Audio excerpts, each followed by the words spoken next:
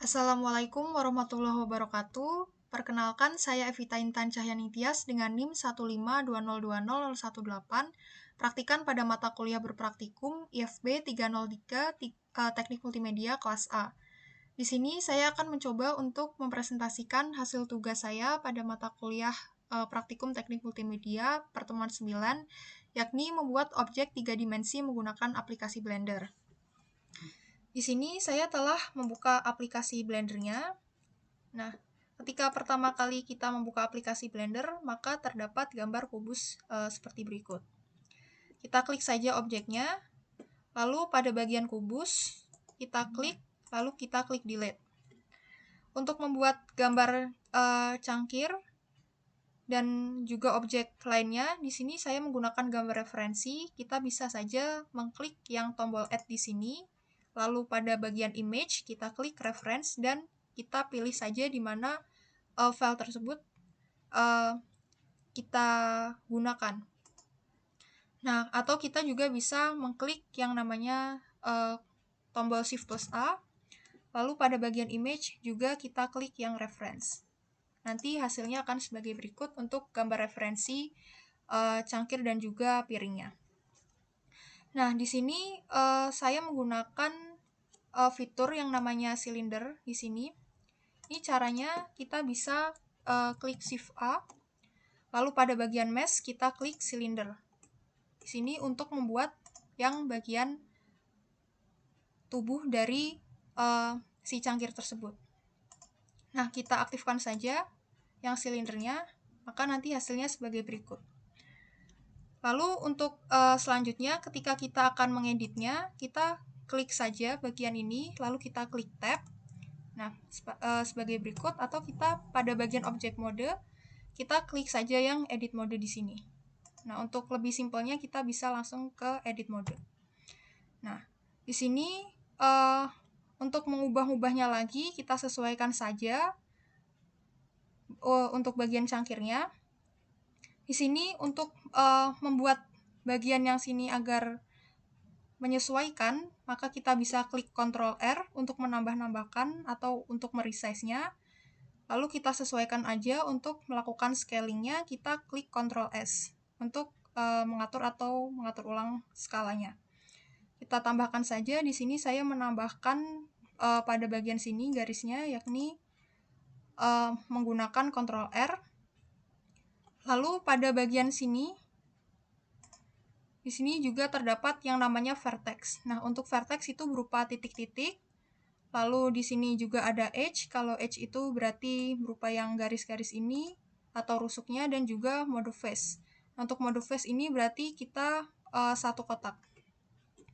Selanjutnya untuk yang bagian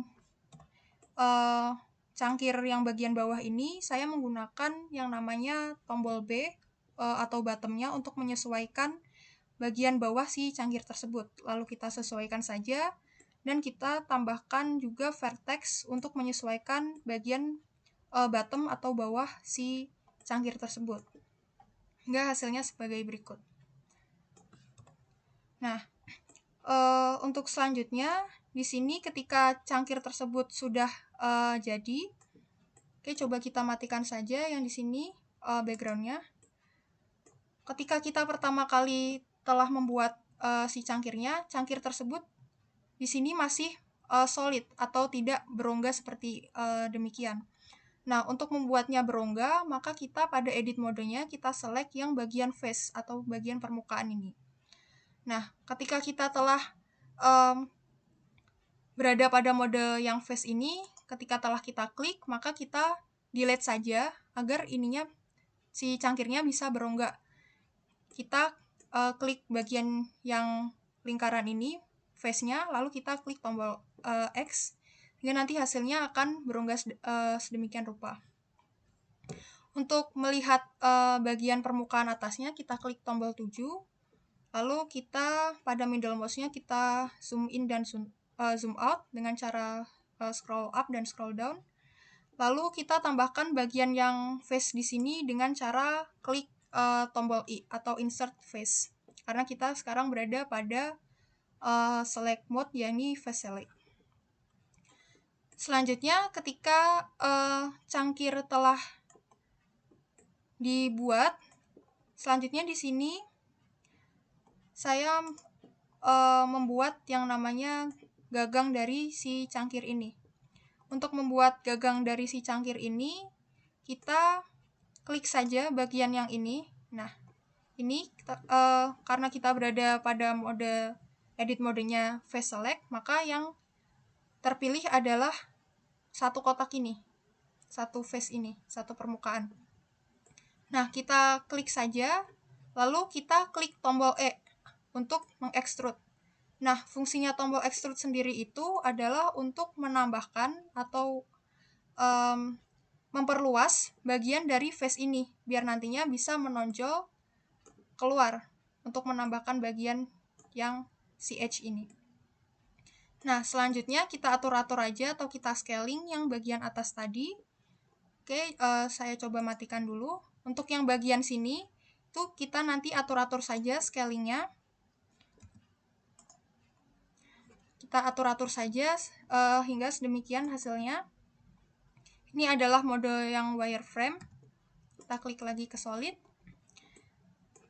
Kita caranya dengan menekan tombol G. Yang bagian sini kita klik saja tombol G, lalu tombol Z, X, dan sebagainya untuk melakukan scalingnya. Lalu di sini untuk membuat bagiannya menjadi lingkaran sempurna daripada kita harus mengekstrud secara terus-menerus, saya di sini menggunakan fitur yang namanya spin. Nah, di sini, namun sebelumnya kita menggunakan yang namanya tombol N. Nah, tombol N nanti yang di sini, tombol N, di sini nanti fungsinya kita untuk agar memudahkan nantinya menyelek bagian-bagian yang ingin kita edit. Nah, di sini nantinya kita atur-atur saja. Namun di sini saya telah mengapply jadi tidak ada. Selanjutnya di sini nanti kita telah klik tombol spin sehingga nanti akhirnya bagian yang untuk kita editnya bisa berada pada bagian yang sisi sebelah kanan sini untuk yang sumbu X-nya.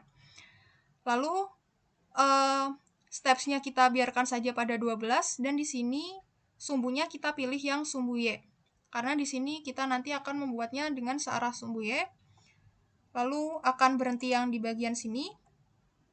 Nah, ketika kita telah membuat yang gagang cangkirnya telah diekstrud lalu kita spin untuk mempermudah membuat bagian gagangnya.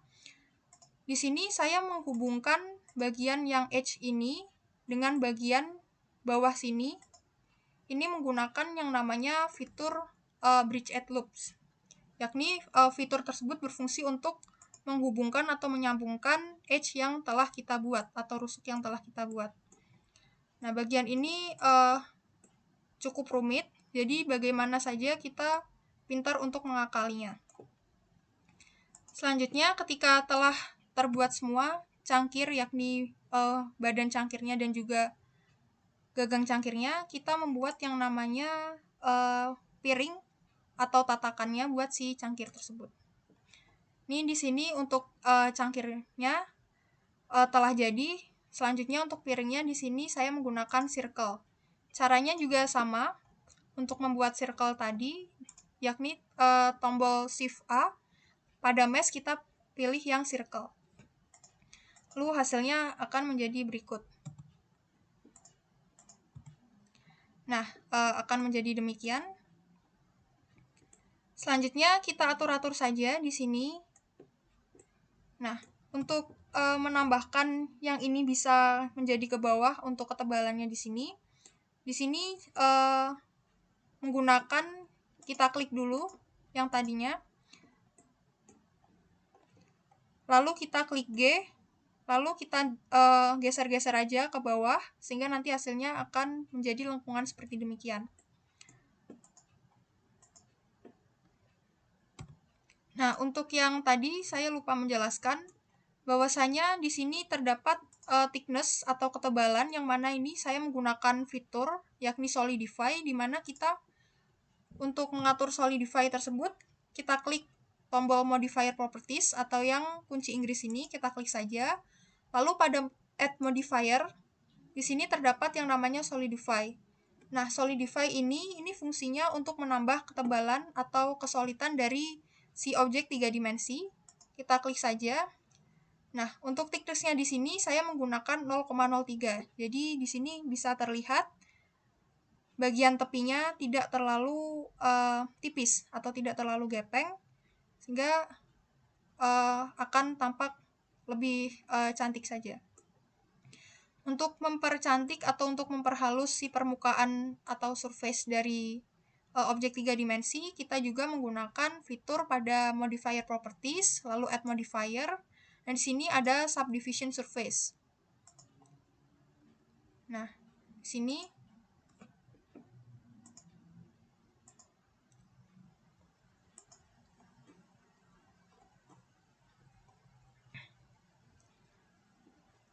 telah saya atur-atur juga yang tadi subdivisionnya.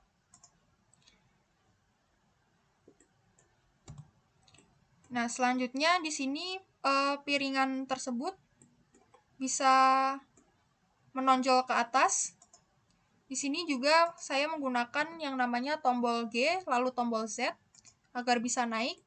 Tetapi ketika saya melakukan select, di sini kita menggunakan Shift plus Alt untuk men-select yang bagian vertex ini. Tapi karena tadinya saya sulit, maka saya mengakalinya dengan cara men-scale-nya secara manual. Jadi kita klik saja di sini Shift plus A. Nah, ketika sudah, kita klik G dan Z. Nah, nanti bisa naik-naik seperti demikian.